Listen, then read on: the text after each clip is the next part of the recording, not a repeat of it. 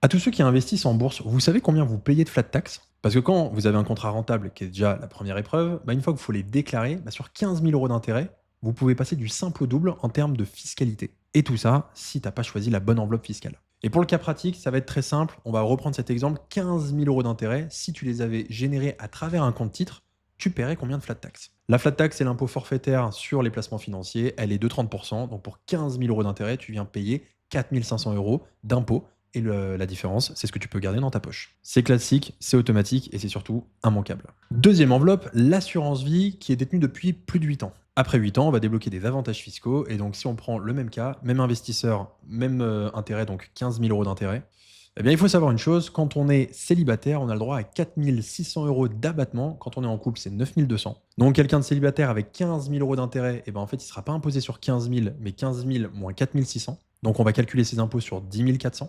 Et la flat tax n'est plus à 30%, elle va passer à 24,7 parce que la partie sur l'impôt sur le revenu de 12,8 va passer à 7,5. Résultat, quand on calcule 24,7% de 10 400 euros, on tombe à un petit peu plus de 2 500 euros d'impôt. Résultat, on gagne 2 000 euros d'intérêt supplémentaire juste en ayant fait le bon choix de la bonne enveloppe fiscale. Alors petit bonus, on peut aussi parler du PEA. Alors c'est sûr que si on prend un PEA pour 15 000 euros d'intérêt, le PEA on n'a pas d'abattement, mais on a une exonération complète de la part sur l'impôt sur le revenu.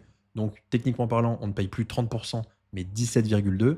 17,2 sur 15 000 euros, on tombe quasiment à la même chose que l'assurance vie. Par contre, la différence, c'est que l'assurance vie, on n'a pas de plafond de versement comme on peut l'avoir sur le PEA. Elle est beaucoup plus souple pour pouvoir investir et aller chercher des investissements parfois beaucoup plus techniques que sur un PEA. Et le dernier point, il est sur la succession. Ce que vous avez en assurance vie sort de votre succession jusqu'à 152 000 euros par bénéficiaire, tandis que le PEA, ça rentre dans votre succession. Et là, à un moment donné, si c'est vos enfants qui héritent, c'est minimum 20% d'impôt. Donc ouais, l'assurance vie, c'est pas juste un outil d'épargne, c'est un super outil pour développer du patrimoine et le structurer. Donc maintenant, si tu sais pas où placer ton argent que tu as en banque, n'hésite pas à prendre rendez-vous et on verra si l'assurance vie, c'est ce qu'il y a de mieux pour toi.